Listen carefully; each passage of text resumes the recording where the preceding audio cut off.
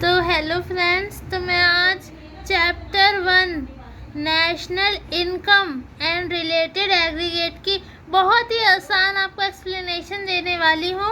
तो आइए शुरू करते हैं। Points to remember: consumption goods, those final goods which are used by the consumer to satisfy human needs directly. All goods and services purchased by consumer are consumer goods. Consumption goods वो बोल रहा है कि जो final goods होते हैं, जो consumer की जो ह्यूमन वांट्स होती है उसको डायरेक्टली सेटिस्फाई करते हैं, उसे हम कंजप्शन गुड्स बोलते हैं। All goods and services purchase by consumer, जो हम गुड्स और सर्विसेज अपने कंजप्शन के लिए लेते हैं बाजार से, उसे हम कंज्यूमर गुड्स कहते हैं। आइए सेकंड पढ़ें। Capital goods, those final goods which are used for investment by the producer in production of goods and services.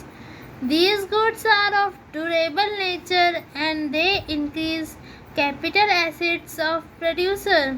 Capital goods कह रहा है वो होती है वो final goods which are use for investment by the producer in production, मतलब वो सामान जो एक प्रोड्यूसर अपने प्रोडक्शन के लिए पहले से लेके रख लेता है, उससे हम बोलते हैं these goods are durable nature, ये दोबारा यूज़ करी जा सकती है।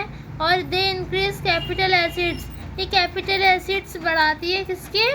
प्रोड्यूसर के। अब थर्ड पढ़ते हैं final goods, those goods which are purchased either for final consumption और बाय कंज्यूमर और फॉर इन्वेस्टमेंट बाय प्रोड्यूसर।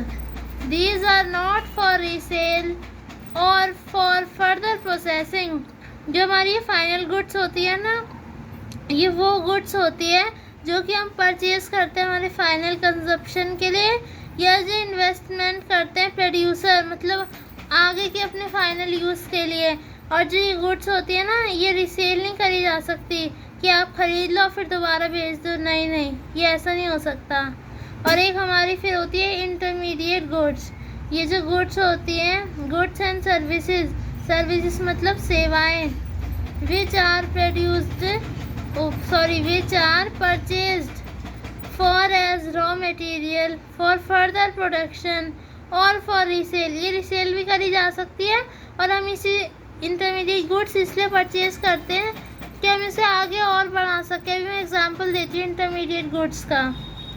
तो क्या है? These goods do not fulfill needs of mankind directly, ये लोगों की ज़रूरतों को सीधे वो नहीं करते fulfill.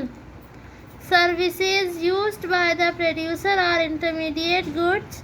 एग्जाम्पल के लिए service of layer used by firm, mechanics, chartered accountant और रॉ मटेरियल। एक बहुत अच्छा एग्जाम्पल मैं आपको देती हूँ इंटरमीडिएट गुड्स का। जैसे कि हम एग्जाम्पल के तौर पे, जैसे कि एक फार्मर है, वो वीट देता है किसे? वीट देता है किसे? चक्की वाले को, और चक्की वाला उसका आटा बनाता है। अब जब वो आटा बनाता है तो वो आटा कौन खरीदता है? बेकरी वाला। और जो बेकरी वाला है वो उसका केक बनाता है, और वो केक बना के किसे देता है? जो परचेज़र होते हैं, जो कंजप्शन करने वाले होते हैं। इसका मतलब ये अभी इंटरमीडिएट गुड्स ही है। ये फार्मर के लिए तो फाइनल था कि हाँ उसने वीट आगे दे दिया, लेकिन जो ये वीट है, ये चक्की वाला जो है उसके लिए तो फाइनल नहीं है। उसके लिए रॉ मटेरियल, ये जो रॉ मटेरियल है ये इसके लिए है। जब वो इसका आटा बना देगा तो वो इसके लिए फाइनल हो जाएगी। जब वो बेकरी वाले को देगा तो बेकरी वाले के लिए इंटरमीडिएट है। फिर जो इंटरमीडिएट है ये उसका केक बनाएगा, जो भी उसे यूज़ में लाएगा उसके बाद ही इसके लिए फ़ाइनल होगी। तो इंटरमीडिएट ये गुड्स होती हैं जो रॉ मटेरियल होती हैं, जिसे हमें खुद से फाइनल बनाना पड़ता है। अब हम आगे पढ़ते हैं investment. Value of addition made to physical stock of capital during a period of time financial year is called investment. It is also called capital formation. Value of addition made to be the physical stock of capital. Value addition करते हैं हम जब physical stock capital की एक period of time में, उसे हम investment बोलते हैं। हम इसे कैपिटल फॉर्मेशन भी बोलते हैं।